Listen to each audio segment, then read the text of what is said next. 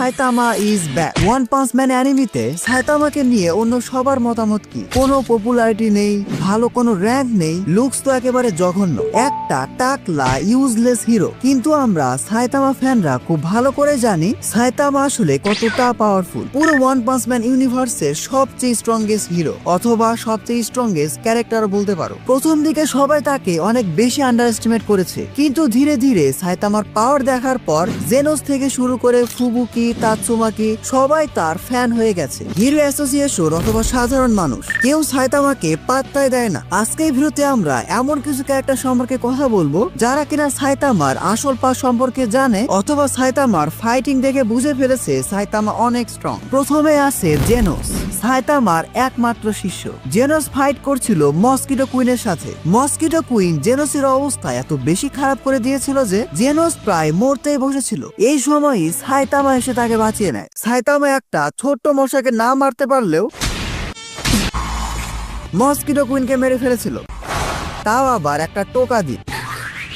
সাইতামার পাওয়ার দেখে জেনো সাইতামার ডিসাইপল বা শিষ্য হতে চায়। কি যেন ভেবে সাইতামা রাজিও হয়ে যায়। এমনকি জেনো সাইতামার সাথে ফাইটও করে। আর ফাইটিং এ কি হয় তা তোমরা সবাই জানো।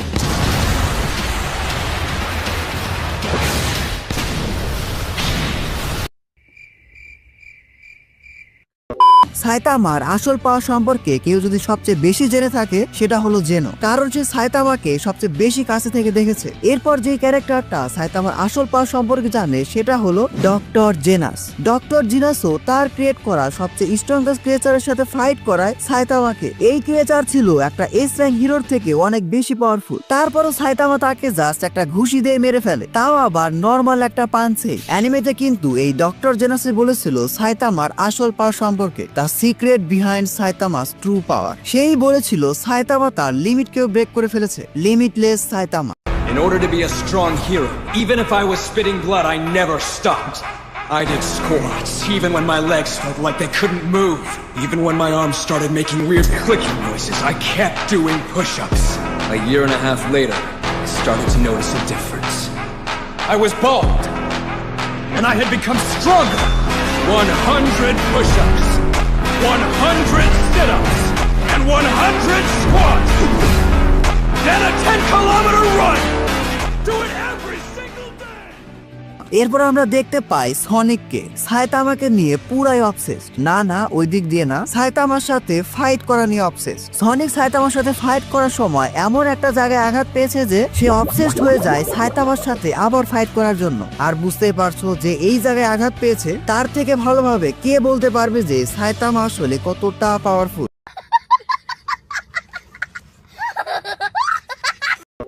স্পিড, স্ট্রেংথ, ডিউরেবিলিটি সবকিছুতেই সাইতামা সনিকের থেকে অনেক বেশি পাওয়ারফুল। এরপর আসে ব্যাং।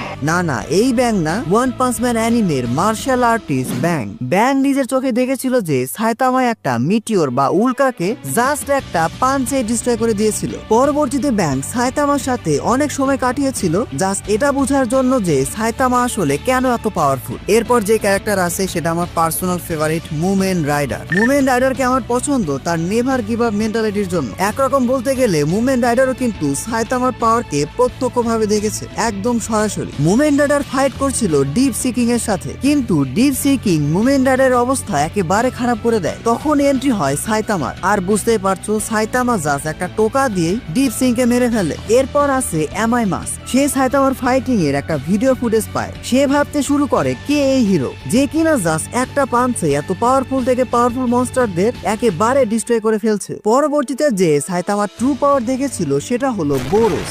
একে হারানোর জন্য সাইতামা প্রথমবারের মতো সিরিয়াস পাঞ্চ ইউজ করেছিল। বোরোস এসেছিল পুরো পৃথিবীর সবচেয়ে স্ট্রংগেস্ট ফাইটারকে হারিয়ে সবকিছুকে ডিস্ট্রয় করতে। মানো আর না মানো, বোরোস কিন্তু অনেক পাওয়ারফুল ক্যারেক্টার ছিল। তার কপাল খারাপ ছিল, সে এমন একজনের সাথে ফাইট করছে যার কাছে আছে পুরো অ্যানিমে ভার্সের সেরা plot twist, one punch man Saitama.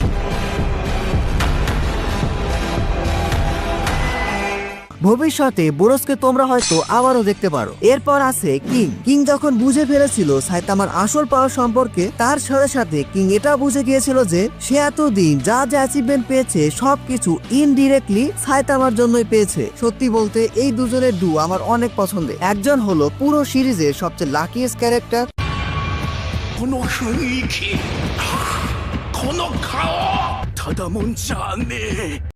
আর একজন সবচেয়ে আনলাক ডেডলি কম্বো। যেই কাজ সাইতামা করে কিভাবে তার ক্রেডিট যেন কিং পেয়ে যায়। ক্রেডিট নিতে নিতে কিংই হয়ে যায় নাম্বার 1 হিরো। যাই হোক, ধীরে ধীরে কিং এবং সাইতামা বেস্ট ফ্রেন্ড হয়ে যায় এবং কিং খুব ভালো করে জানে সাইতামা আসলে কতটা পাওয়ারফুল। এরপর যে আছে সে আমার অনেক পছন্দের ওয়াইফ। বলতে পারো এই ভিডিও বানানোর জন্য ফুবুকি আমাকে মোটিভেশন দিয়েছে। কিভাবে ভাই সেটা আর না বলি, ভিডিওতে আসা যাক।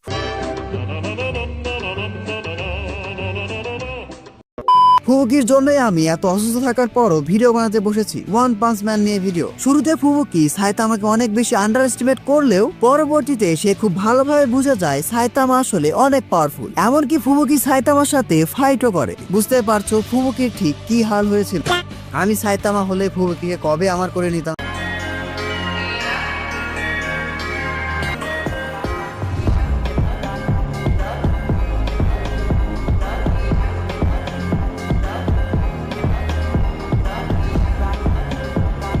এরপর যে ক্যারেক্টার আছে তাকে একটা সাইতামার মতোই দেখা যায়, গ্লাসেস।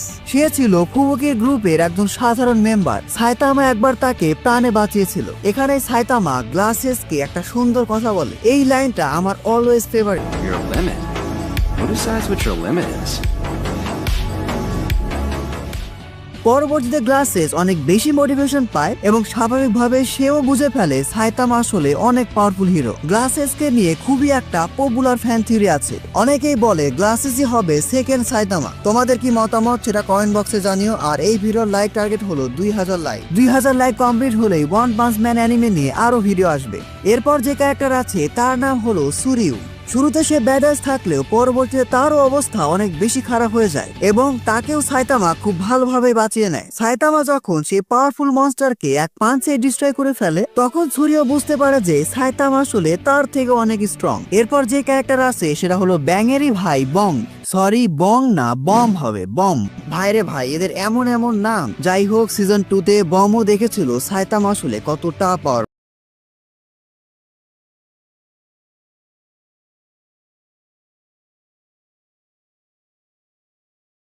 এটাই ছিল আজকের ভিডিওটি ভালো লাগলে ভিডিওতে এখন একটু লাইক দিয়ে চ্যানেলটি সাবস্ক্রাইব করে ফেলো। আর আমার জন্য একটু দোয়া করো, শরীরের অবস্থা খুব একটা ভালো না। যারা বুঝো নাই তারা ভিডিওটা আরেকবার দেখো। আজকের ভিডিওটি এ পর্যন্ত। Don't subscribe if you are not an anime fan. See you in next video.